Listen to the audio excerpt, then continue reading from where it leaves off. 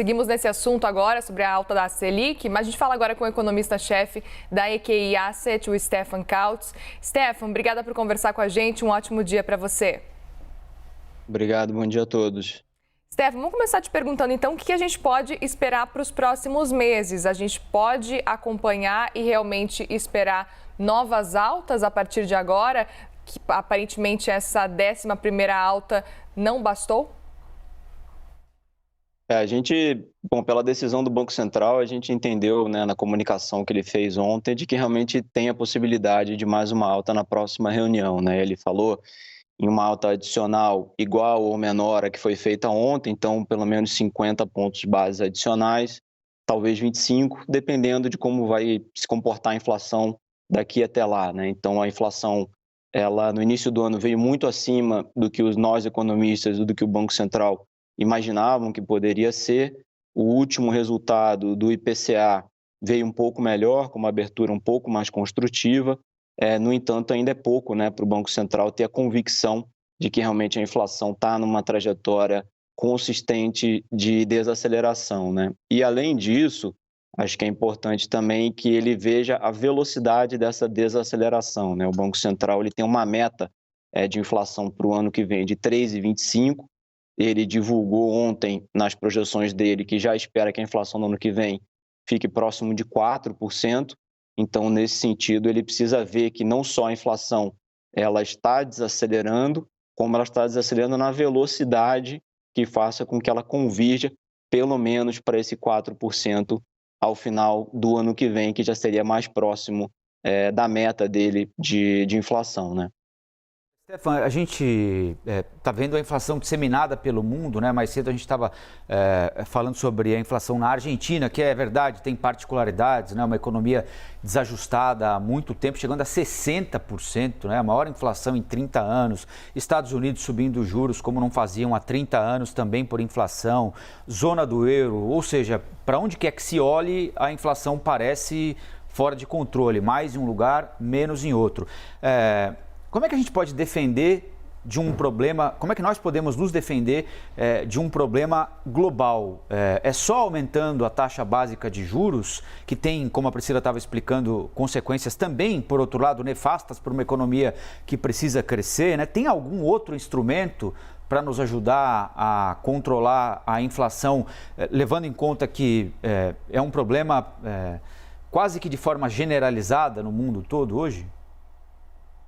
Claro, ótima pergunta. Vocês estavam falando aí mais cedo de coisas antigas, né, de internet, e realmente a inflação nos países desenvolvidos é algo antigo, né? A gente viu na década de 60 e 70 e agora, de repente, estamos convivendo de novo com essa novidade, né, para os desenvolvidos aí, Estados Unidos, Europa, inflações aí próximas aí já de quase de 8, 9%.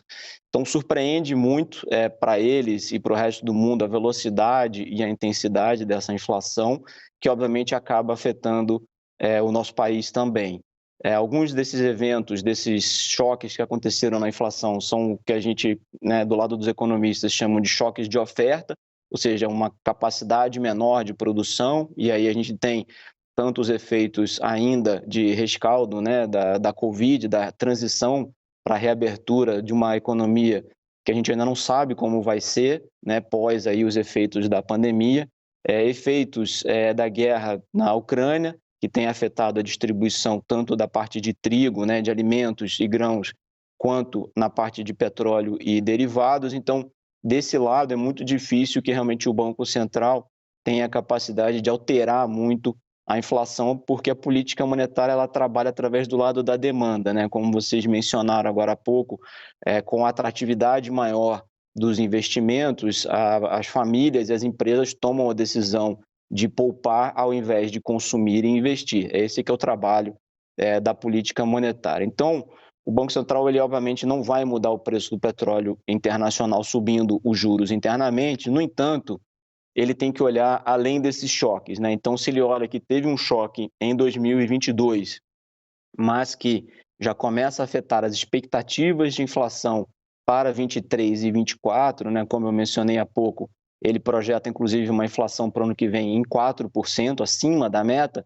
esse efeito que a gente chama de secundário, né, que é a distribuição desses impactos e desses choques iniciais na economia ao longo da cadeia de produção e de preços, ele precisa combater sim, né, como uma maneira de evitar uma perda ainda maior do poder de compra das famílias, lembrando que a inflação baixa é uma conquista, né, da sociedade brasileira que protege, na verdade, as classes mais pobres, né? Então, mesmo que a gente observe uma desaceleração da economia com a alta de juros, uma inflação mais baixa ela é benéfica para as pessoas com nível de renda mais baixo, que têm menor capacidade de se proteger da inflação. Vide o exemplo que a Priscila deu aí da poupança, né, que ainda é um instrumento utilizado por diversas pessoas que está tendo um rendimento real negativo, né? Então, você tem razão, combater os impactos iniciais desses choques de oferta, o Banco Central não consegue, né? E mais essa desancoragem das expectativas para frente, ele tem que combater sim. Existem outras políticas que podem ser feitas, uma abertura comercial da economia brasileira maior para o resto do mundo, aumentar as trocas de produtos, obviamente seria positivo também, reduções de impostos, mas aí são medidas fora da alçada, digamos assim, do Banco Central, dependem mais do executivo, né, da administração pública fora do Banco Central, para ajudar o Banco Central nessa tarefa. Stefan, um dos pontos que chamou muita atenção no comunicado do Banco Central, um dos pontos que chamaram muita atenção, foi que o Banco Central falou sobre risco fiscal e falou também sobre as medidas tributárias que reduzem a inflação no ano corrente, embora elevem em menor magnitude a inflação no horizonte relevante da política monetária, né? Ou seja, em 2023.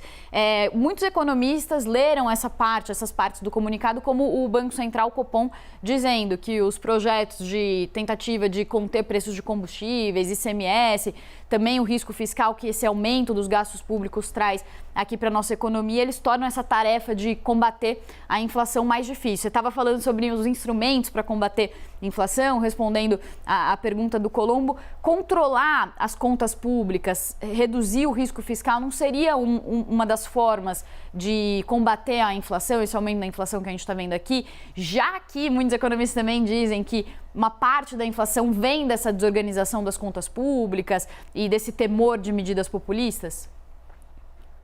Você tem toda a razão, realmente é importante manter a casa em ordem do lado fiscal.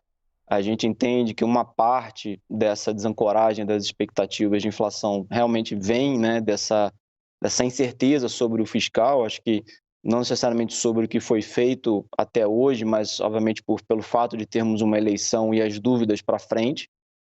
O que o Banco Central mencionou é justamente essa aprovação que foi noticiada por vocês aí mais cedo do PL 18, né, que afeta a cobrança do ICMS, e o fato também de que o governo decidiu zerar os impostos para alguns produtos relacionados com a cadeia de energia, né? Então, como ele reduz ou zera esses impostos até o final do ano, mas eles voltam em 2023, o que você acaba tendo, que o Banco Central expressou no comentário dele ontem, após a decisão, é de que realmente você tem um benefício muito grande para a inflação desse ano para baixo, mas que você tem uma volta desses impactos no ano que vem, puxando a inflação de novo para cima.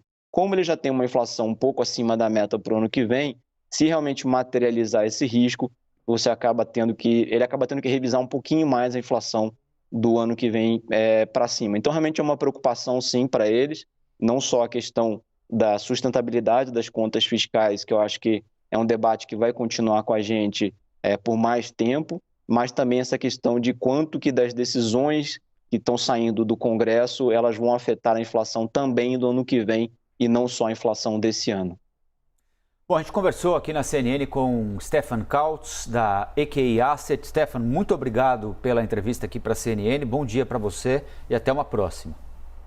Obrigado, prazer. Bom dia para todos.